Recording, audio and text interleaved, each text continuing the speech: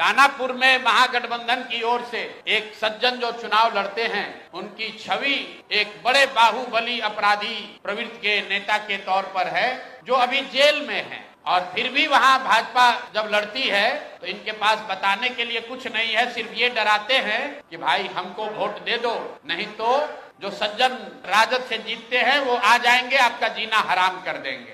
तो इस बार दानापुर की जनता ने ये तय किया था कि भैया उनसे डर के हम लोग भाजपा को वोट नहीं देना चाहते।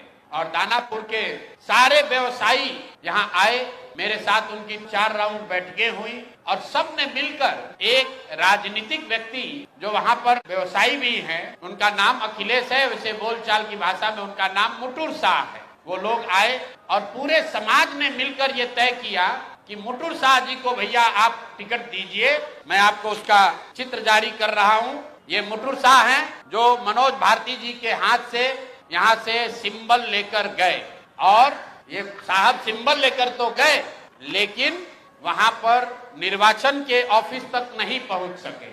पूरे दिन तक मीडिया में अफवाह चलता रहा और भाजपा वाले ये बताते रहे कि रीतलाल यादव ने, उनके गुंडों ने, राजद के गुंडों ने जन सुराज के उम्मीदवार को बंधक बना लिया है। तो अब मैं आपको वो चित्र दिखा रहा हूं कि ये साहब उस दिन मुटुर शाह जी कहाँ थे। ये देखिए, ये हैं भारत के गृह मंत्री हैं अमित शाह, और साथ में है धर्मेंद्र प्रधान जो भारत सरकार के मंत्री हैं और भाजपा के यहाँ चुनाव के अधिकारी हैं, प्रभारी हैं। देखिए आप लोग, आचार संहिता की बात होती है, वोटरों को डराने खरीदने पर आचार संहिता लागू है, लेकिन सामने का जो उम्मीदवार है उसको भारत के गृह मंत्री अपने साथ पूरे दिन बैठाए हुए हैं ताकि वो नामांकन भी न कर सके। ये है भाजपा के चाल चरित्र चेहरा।